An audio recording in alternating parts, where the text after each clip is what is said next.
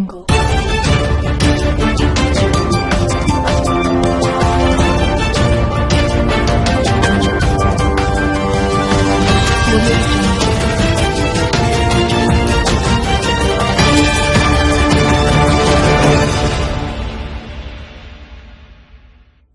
Hello, traders. It's Saturday, December the 8th. This is John Kickletter, Chief Strategist for DailyFX.com, here with a quick take video in which I wanted to discuss a comparison of major currencies and not who has the best potential to rally, but rather the opposite.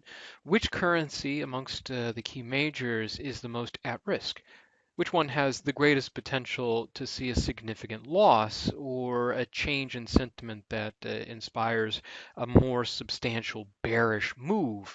And we often look at FX markets looking for the best versus the worst possible currency, and that's exactly what we should be doing. We should be comparing a strong and a weak cross. But oftentimes it is also a environment or a scenario where there are many currencies that look well positioned for advance, and then we have to establish which of the best positions we should pursue. Always looking for the best of the best. But I think more of the currencies, or more of the currencies that we follow, have a more distinct negative bearing, meaning they have a greater wealth of possible risks than they do of benefactors. And so we instead should be evaluating a worst of the worst kind of analysis. So I'm going to take three currencies. I'll exclude the yen. The yen is very explicitly a reflection of risk trends. So if we talk about risk aversion, it is definitely a strong candidate for the bullish side. But let's take the dollar, the euro, and the pound and discuss which is at the most extreme for a substantial shift in bearing and underperformance. So in short, which one would be the has the capacity for the biggest bearish move, given the fundamental expectations and the continuous themes that we see built up behind these currencies.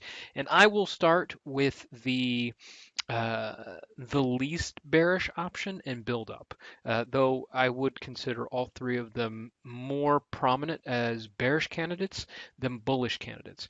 And I had to restrain it to a certain time frame. Give me a long enough period, and certain circumstances can dramatically change.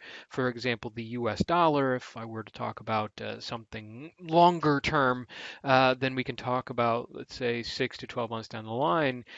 Should the U.S. continue to extract itself from the global economy through trade wars and the like, then there is a very real world threat that the greenback is going to be substantially reduced in terms of its use in reserves and as a functional currency around the world.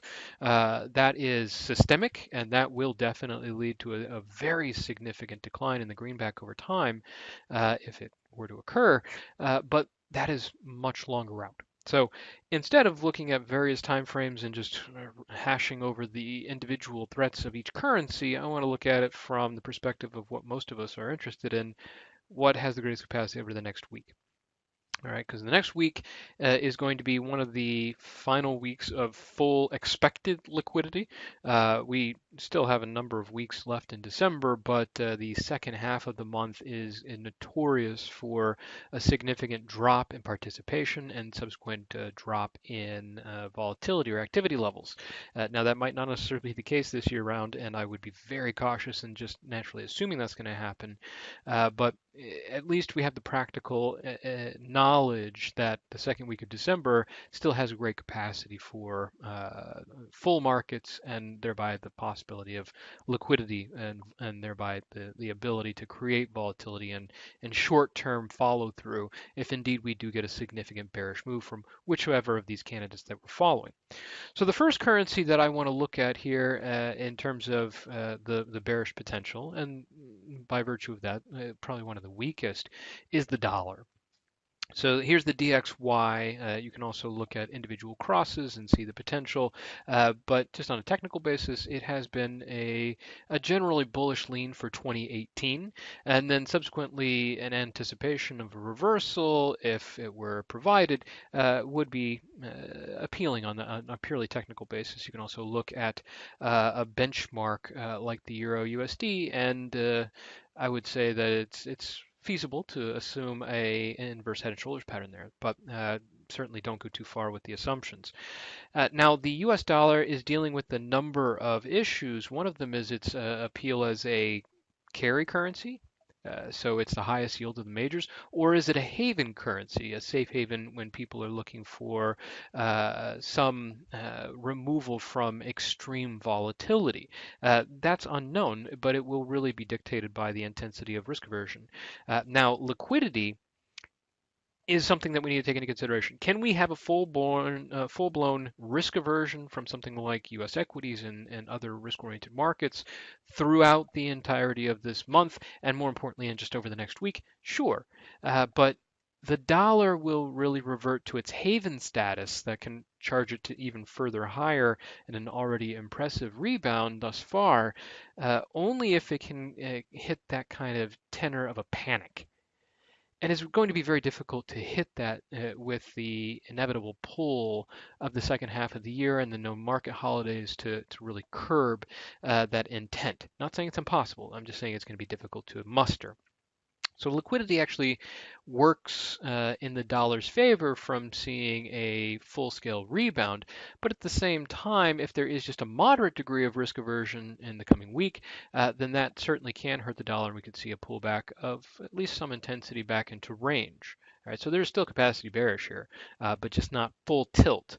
Now, the real detriment to the US dollar, and if we were looking for a full blown bear trend, would be to see risk aversion in a moderate form so that people unwind carry without prompting a rally from the dollar for absolute fear and panic.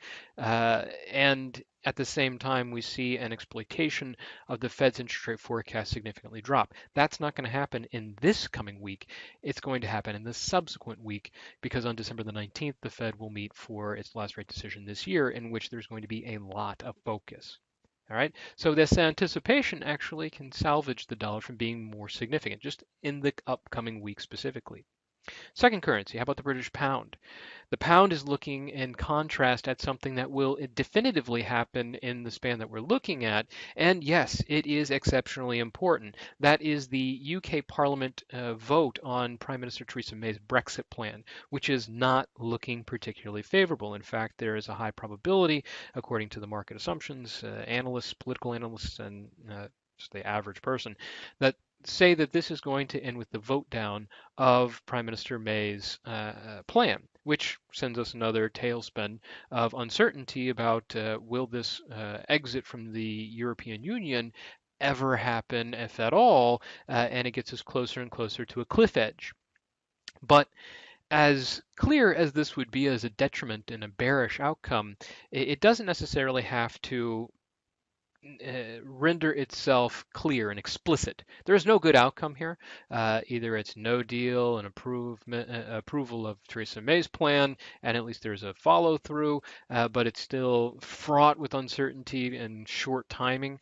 And then, of course, there's the possibility of a second referendum, which some would construe as being innately bullish for the pound. I would not be so ambitious or bold to call it as clear. But this creates uncertainty, and I think that the pound, even though it has a clear and explicit event risk, is going to be somewhat restrained by that view, especially in the next week. So I would be very certain of volatility here, but I would not be clear on direction. Who has the greatest capacity to be bearish in the coming week? I think the euro does. Now, the euro has a number of fundamental issues, but it's already leaning lower.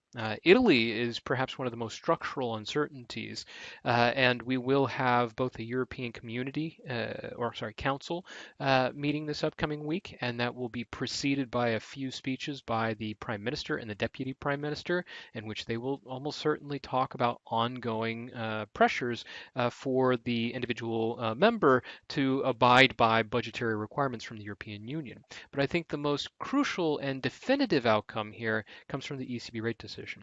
Now, they can say that they're going to continue forward with a intent of tightening sometime into the distant future, maybe the third quarter, fourth quarter 2019 or later. That's not really going to render a rally from the euro, but they can also just completely back off altogether because the Fed is backing off, and that can still lead the euro lower. So this is the most bearish potential, but choose your pairs wisely. I think the yen is probably a better counterpart, as is the Swiss franc. All right, we'll wrap it up here. We'll do our next quick take video next week. Until then, I wish you all good luck.